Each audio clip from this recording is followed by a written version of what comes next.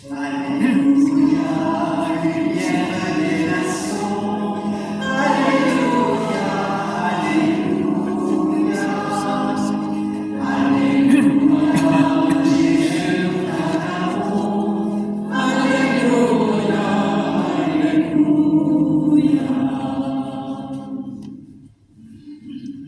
bien des reprises, Dieu, dans le passé, a parlé à nos pères par les prophètes. À la fin, en ces jours où nous sommes, il nous a parlé par son Fils.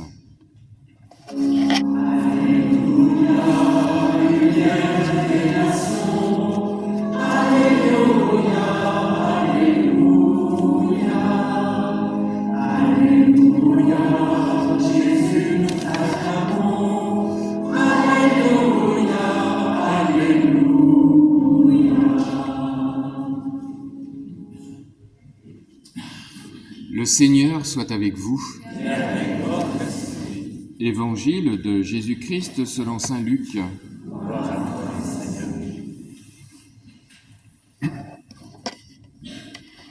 Quand fut accompli le temps prescrit par la loi de Moïse pour la purification, les parents de Jésus l'amenèrent à Jérusalem pour le présenter au Seigneur. Selon ce qui est écrit dans la loi, tout premier-né de sexe masculin sera consacré au Seigneur. Il venait aussi offrir le sacrifice prescrit par la loi du Seigneur, un couple de tourterelles ou 2 petites colombes. Or, il y avait à Jérusalem un homme appelé Siméon. C'était un homme juste et religieux qui attendait la consolation d'Israël, et l'Esprit Saint était sur lui. Il avait reçu de l'Esprit Saint l'annonce qu'il ne verrait pas la mort avant d'avoir vu le Christ, le Messie du Seigneur. Sous l'action de l'Esprit, Siméon vint au temple. Au moment où les parents présentaient l'enfant Jésus pour se conformer au rite de la loi qui le concernait, Siméon reçut l'enfant dans ses bras et il bénit Dieu en disant : « Maintenant, ô Maître souverain, tu peux laisser ton serviteur s'en aller en paix selon ta parole. Car mes yeux ont vu le salut que tu préparais à la face des peuples, lumière qui se révèle aux nations et donne gloire à ton peuple Israël. » Le père et la mère de l'enfant s'étonnaient de ce qui était dit de lui. Siméon les bénit, puis il dit à Marie sa mère : « Voici que cet enfant provoquera la chute et le relèvement de beaucoup en Israël. Il sera un signe de contradiction, et toi, ton âme sera traversée d'un glaive. Ainsi seront dévoilées les pensées qui viennent du cœur d'un grand nombre. » Il y avait aussi une femme prophète, Anne, fille de Phanuel, de la tribu d'Aser. Elle était très avancée en âge. Après 7 ans de mariage, demeurée veuve, elle était arrivée à l'âge de 84 ans. Elle ne s'éloignait pas du temple, servant Dieu jour et nuit dans le jeûne et la prière. Survenant à cette heure même, elle proclamait les louanges de Dieu et parlait de l'enfant à tous ceux qui attendaient la délivrance de Jérusalem. Lorsqu'ils eurent achevé tout ce que prescrivait la loi du Seigneur, ils retournèrent en Galilée dans leur ville de Nazareth. L'enfant, lui, grandissait et se fortifiait, rempli de sagesse, et la grâce de Dieu était sur lui. Acclamons la parole de Dieu.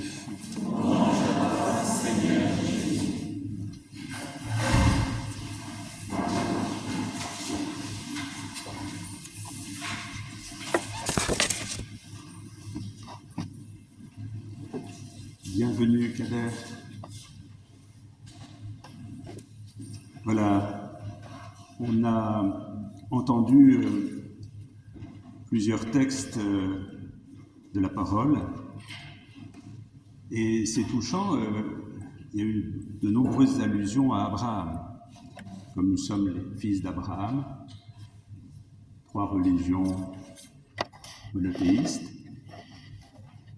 je trouve touchant qu'aujourd'hui nous ayons ce texte et que nous soyons replongés dans cette source commune.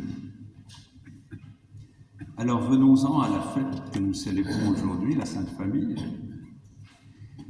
Il y a une semaine, on célébrait dans la joie la naissance de Jésus, et voilà que nous entendons ce matin ces paroles que Siméon adresse à Marie.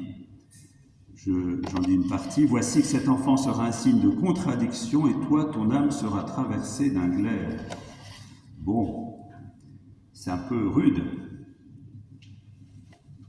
Dans cette lumière de la naissance, tout d'un coup, on parle d'un glaive qui transperce le cœur de la mère de l'enfant et d'une contradiction avec tout ce que ça entraîne. Voilà, la Sainte Famille, comme on dit, famille donc de Jésus, Marie, Joseph, n'est pas une espèce de petit cocon en dehors du monde, comme on a pu le représenter, une espèce de petite bulle bien douce, où les chocs du monde ne seraient pas pris en compte. Parce que dès le début, vous voyez, ils sont plongés, Marie et Joseph. Bon, Jésus est un peu petit pour comprendre, il vient de naître, mais ils sont plongés dans les grandes contradictions, les tensions, la menace. En fait, ça annonce déjà, finalement, la fin de la vie du Christ et sa mort en croix. Prophétie à la fois magnifique de Siméon qui annonce un règne de paix et en même temps un passage par l'épreuve et par la croix. Vous voyez, c'est important de voir que la vie de foi n'est pas une vie comme en dehors de la réalité, en dehors des tensions, en dehors des guerres. C'est au cœur de notre réalité, de nos joies, de nos désirs, de nos peines, de nos souffrances, que va venir s'incarner Dieu, et qui va comme épouser notre réalité pour la mener au-delà de la mort à la vie. Ce n'est pas une espèce de fuite mystique qui nierait la réalité de nos existences, avec de très belles choses, des choses plus difficiles, des choses terribles et des choses merveilleuses. Voilà. Tout de suite, cette famille est comme appelée à se dépasser dans un amour qui va aller au-delà du possible, dans la remise à l'au-delà de tout, à celui qu'on va appeler de différentes manières, mais qui est la source de toute vie et de tout amour. Alors, il faudrait qu'on s'arrête un moment au personnage de Siméon. C'est très beau parce que Siméon, il n'est pas tout jeune, mais il a gardé l'attente et l'espérance dans son cœur. Il le dit, hein. Voilà. J'attendais de voir ce jour. Et il avait eu la révélation qui verrait le jour de la venue du Messie. Et il le voit. Siméon, je trouve que c'est très beau parce que c'est cette attente qui ne se décourage pas.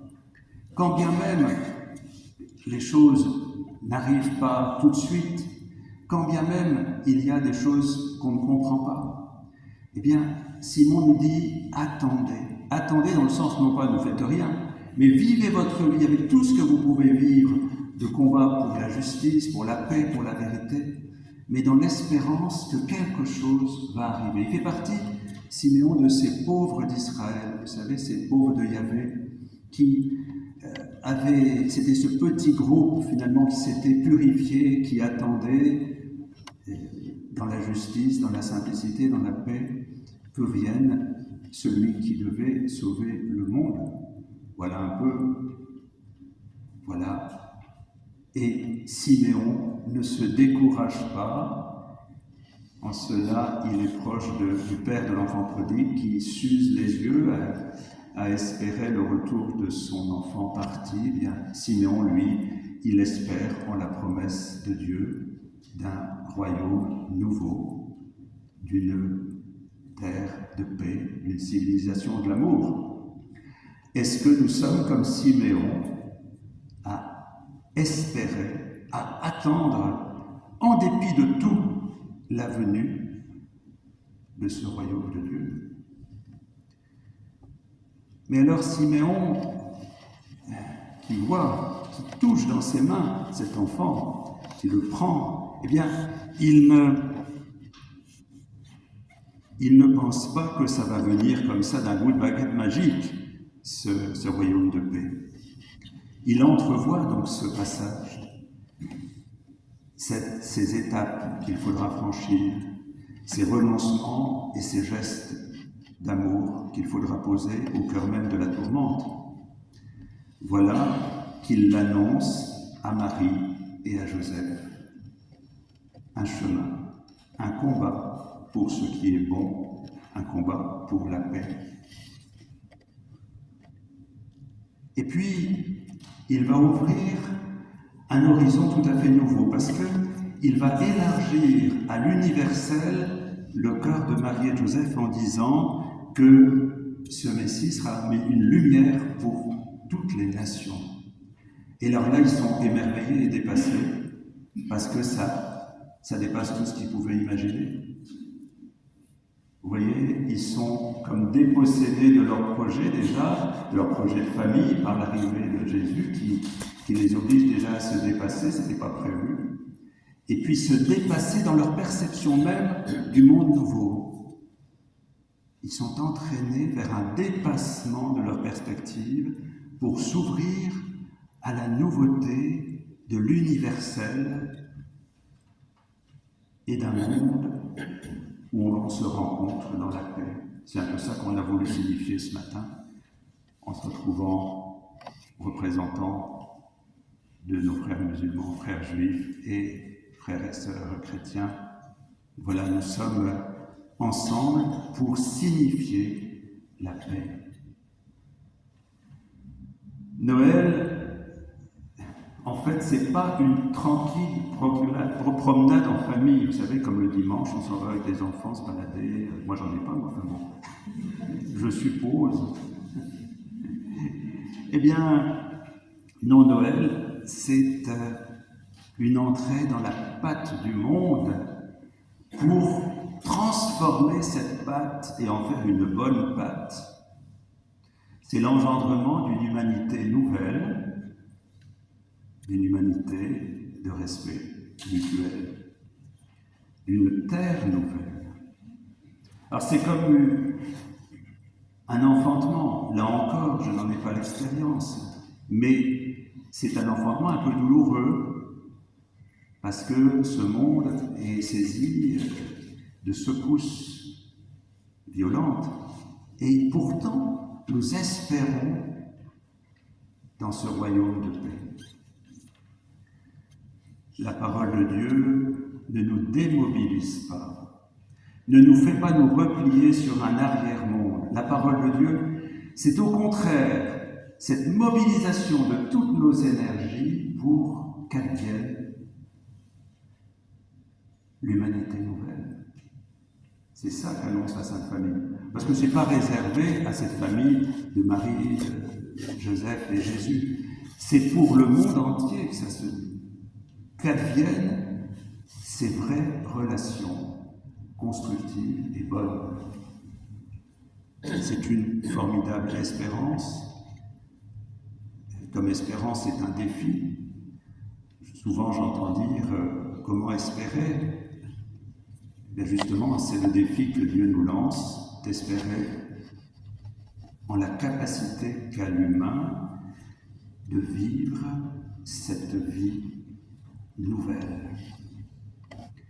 Eh bien, que la famille au sein de laquelle est né Jésus nous serve d'exemple dans le sens d'une mobilisation du meilleur de nous-mêmes pour que le monde se transforme et que le royaume de Dieu advienne.